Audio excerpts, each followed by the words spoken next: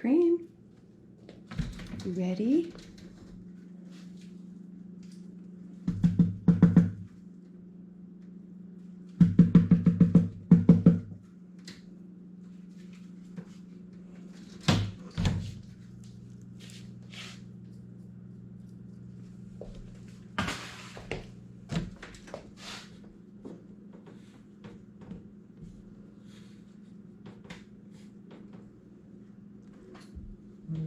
Get the roach.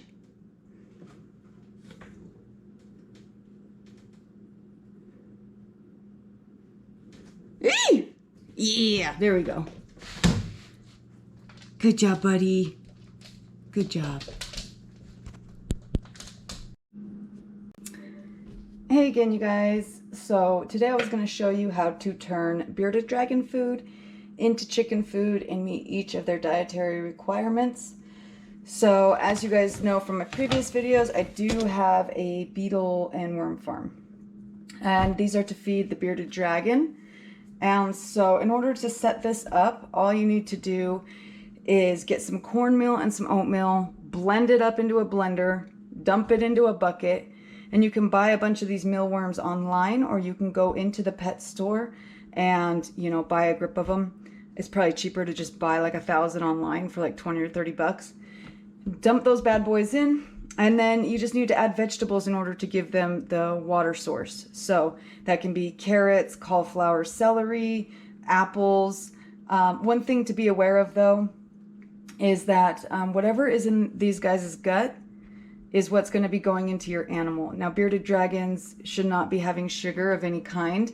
And so if you're going to give them apples and stuff, I mean, maybe pull out the ones that you want to feed to your beardie like the day before and put in just some really good vegetables like celery or something for them to eat, so that way it packs their gut, and then feed them to your beardie. But basically we throw anything and everything in here. Avocado, you could see we've got eggs, so they love eating the stuff out of the eggs. You just want to make sure you let them sit on the counter and dry. Because if it's wet, when you stick this in, they'll get stuck in there and then they'll get hardened and then they'll die. So with the bearded dragon, they can only eat the worms. So the mealworms, that's the only one they can eat. You'll see that as they transition into a beetle, it looks like this. And then they turn into the actual beetle itself. Hi, kitty. And you do not want to feed those last two to your bearded dragon. Whereas with the chickens, you can feed them all of them. It doesn't matter. It's not going to hurt the chicken at all. But I don't want to set these guys up the same way that I do for the bearded dragon, because they have different dietary requirements. The chickens do. Weirdo. So what I'm going to do today is get the food in here for the beetles to eat that will most benefit my chickens. So, and it's as easy as this. You just get the chicken feed that you've been feeding your chickens, because these worms need a diet, you know, of the grains, protein they can eat just fine, and then the vegetables. So I have a bowl of chicken feed here. I'm just going to start crunching it down into smaller pieces.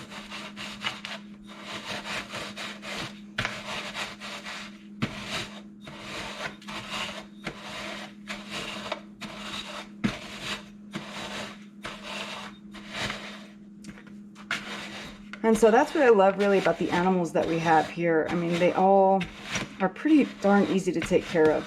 The bearded dragon's easy, the ball python is easy, the chickens are easy, and I mean the chicken and the bearded dragons pretty much eat all the same stuff. So as far as vegetables and the bugs and things, so we can knock out two birds with one stone when we do the gardening or the beetle garden. The beetle garden. Yeah, we'll just call it the beetle garden.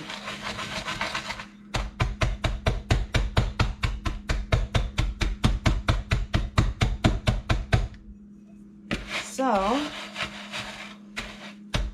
just about there, guys. You can see it's starting to get really dusty, obviously, because I'm crushing it.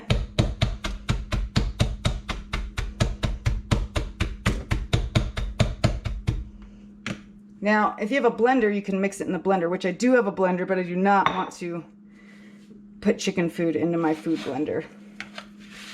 So a few things with this, you'll notice that on this one I do not have a lid.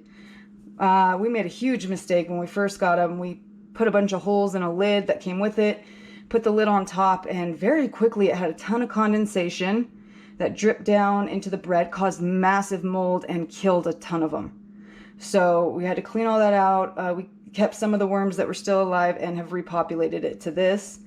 But yeah, I do not use a lid. They do not climb out. The only time they have climbed out is when I was putting like baby food in there, and it was on top of the fridge, and I was just kind of chucking like the liquid baby food in, and it was making like a stream down the side, and so the beetles would climb up that and fall out. But if you don't have really dirty edges, they cannot get out of there. Okay, so we'll just take this feed right here. Now you can sift it if you want, just to get the dusty parts into this and then keep the bigger chunks out. But I mean, if you throw a piece of bread in here, like look at that, they just eat through it. There's no need to sift it. You can if you want, but there's no need. They will devour anything and everything. So now that we've got this in here, we can go ahead and get our vegetable for their water source. Kitty, no. I'm going to use baby carrots.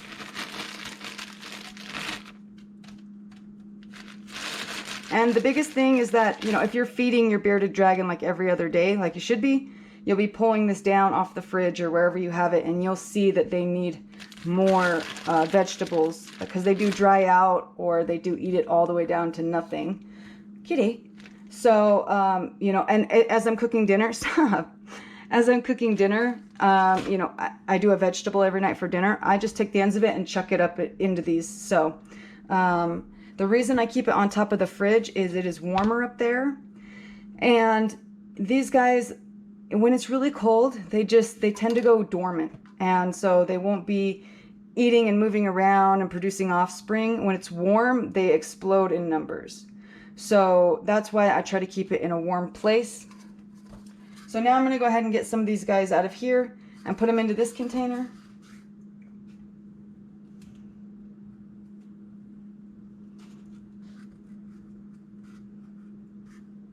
Let's see. There we go.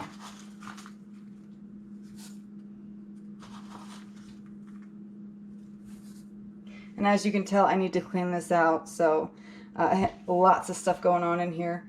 The babies, you'll see the little babies in here. They're so freaking tiny. You can barely tell they're there. Especially when they first hatch. You can't even see them at all. But I need to sift this through, get all the big ones out, all of the beetles, all of the bigger worms, put them into a different container, and then let the little ones grow up. And as they start getting, you know, large where I can see them, scooping them off and putting them in a new container until this is empty. Dump it, clean it, and then start anew. But I just haven't done that yet. I got too many other things going on. So we're just going to get a nice colony of them going in here. Let's see, there's a beetle.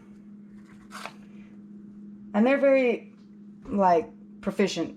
With their dead, they move all their dead to one side and they'll eat them. Something to be aware of, if you are not giving them enough vegetables, so that way they can meet their water requirements, they will start to eat the babies. So just make sure that you get enough veg in there to keep them, you know, with the water needs. Yeah, with the water needs. Can't find the words this morning. I feel like I'm brain dead every day now. But you guys will forgive me for that, right? So, there we go. I just want to get a few of the beetles in here because they're the ones that are going to lay eggs and get this thing going. So we'll leave this in probably about a month. They'll be ready to go and I can start scooping, you know, big chunks of them out of here and throwing them into the chicken coop as a treat for the chickens and to give them, you know, a little bit of supplement protein to their diet. And yeah, it's just that easy. So have you guys started a worm farm? Have you ever considered it? I'll let you know, before I didn't dare touch them. If I touched them, I would scream and freak out like a baby. I know, but that's just how it was. But now I have no problems picking them up. The beetles, you know, if it's one at a time, I'm good. But to grab a handful, it would freak me out. So I'm still working on it, guys. But have you ever considered starting a worm farm? Do you have chickens? Is this new for you? Have you considered getting a bearded dragon but didn't want to have to go get crickets, you know, every week from the pet store? Because crickets are terrible, terrible animals or insects to try and have a farm like this. You can do it, but man, are they dumb. They drown themselves. They stink. They don't live very long. This is a really great alternative. And I am going to start a dubia roach farm. I had one, but you guys just saw I fed the last of the roaches to the beardy because I wanted to use this container. But that'll be a project coming up soon too once the garden's all done. Anyway, please like, subscribe, hit the bell for notifications when new videos are uploaded, and you guys have a really blessed day.